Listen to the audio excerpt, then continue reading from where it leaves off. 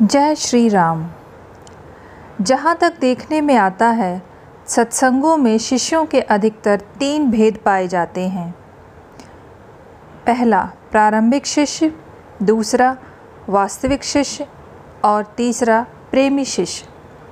शिष्य के अर्थ सीखने वाले के हैं। जब कोई मनुष्य जिज्ञासा लेकर किसी महान पुरुष के सम्मुख उपस्थित होता है और क्रिया ज्ञान के साधन रखता है, तो उसका नाम प्रारंभिक शिष्य या मुरीद इब्तदाई है।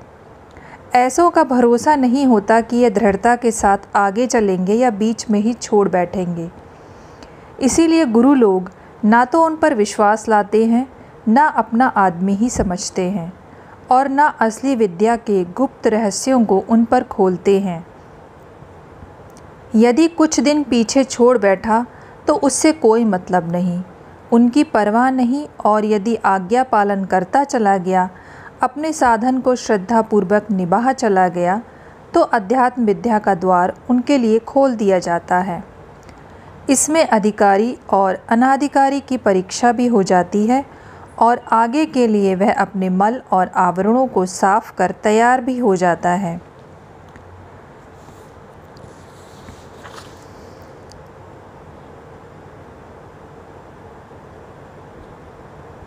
यह नहीं कहा जा सकता कि इस प्रारंभिक अवस्था में प्रत्येक के लिए कितना समय लगेगा। इसकी कोई अवधि नियत नहीं है। कोई महीने और 15 दिन ही में गुरु को अपना बना लेते हैं, वह उनके विश्वास पात्र बन जाते हैं, और कोई वर्षों लटके रहते हैं। यह अपने अपने संस्कारों और भावों की बात है। गुरु लोग अपनी निज दृष्टि से पूर्व जन्म के संस्कारों को देख लेते हैं और उसी के अनुसार उसे शिक्षा देते हैं। हमको भी इस प्रारंभिक श्रेणी में 7 वर्ष व्यतीत करने पड़े थे, तब कहीं मकबूल और मंजूर हो पाए थे, और उसी समय से असली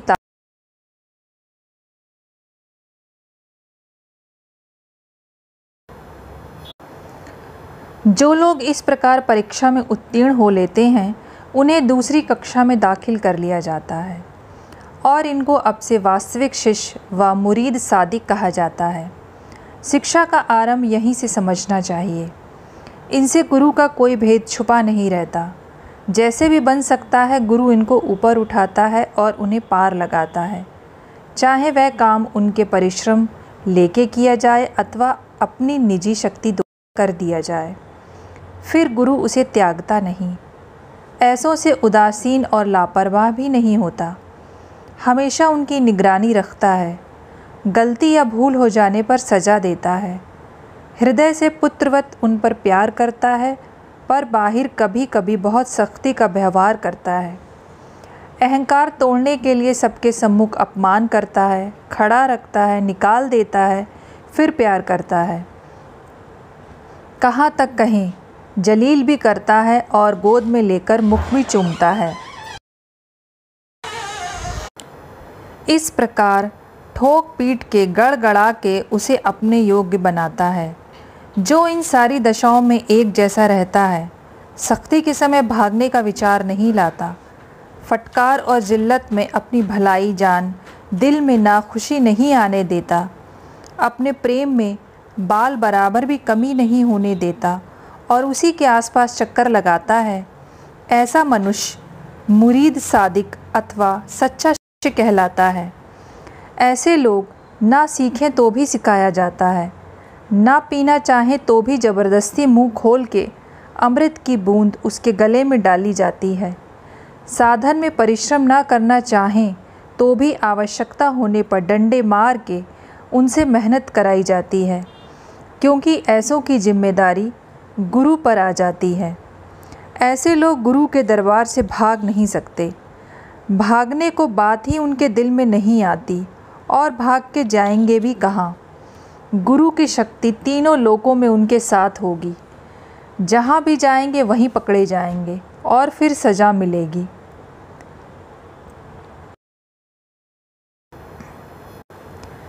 जो लोग जीवन भर प्रथम श्रेणी में ही पड़े रहे, उनके लिए ना तो गुरु है और ना गुरु की विद्या है। वह तो अभी तैयारी ही में है। चूँकि कर्म निष्फल नहीं जाता, इसलिए समय आवेगा कि वह भी अपना काम पूरा करेंगे। लेकिन ऐसों के लिए यह नहीं कहा जाता कि एक ही जन्म में या कई जन्मों में।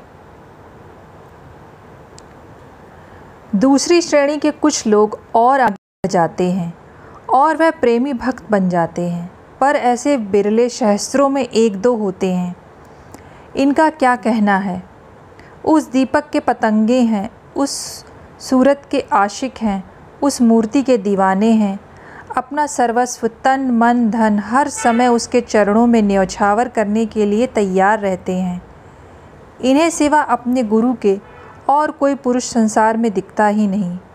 हर समय उसी की ओर खिंचते हैं। सारे ही संसारी संबंध ढीले पड़ जाते हैं। सारी लोक और परलोक की इच्छाएं हृदय से चली जाती हैं। अपना आपा गुरु में गुम हो जाता है। उसकी खुशी में खुश रहते हैं, उसकी मर्जी पर चलते हैं और समय आने पर अपनी जान तक को कुर्बान करने को तैयार रहते हैं। उन्हें मुरीद फिदाई या प्रेमी शिष्य कहा जाता है।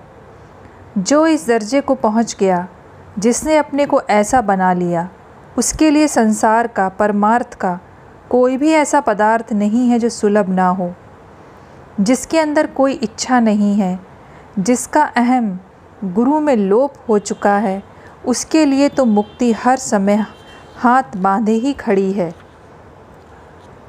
मुक्ति की कोई लालसा उसे नहीं है, पर वासना रहित होने के कारण वह तो सदा जीवन मुक्त ही है। गुरु की सारी कमाई इनकी अपनी ही है। भेदभाव अपना पराया प्रथम श्रेणी वालों में रहता है। यहाँ तो दोनों मिलके एक हो जाते हैं, दूरी रहती ही नहीं।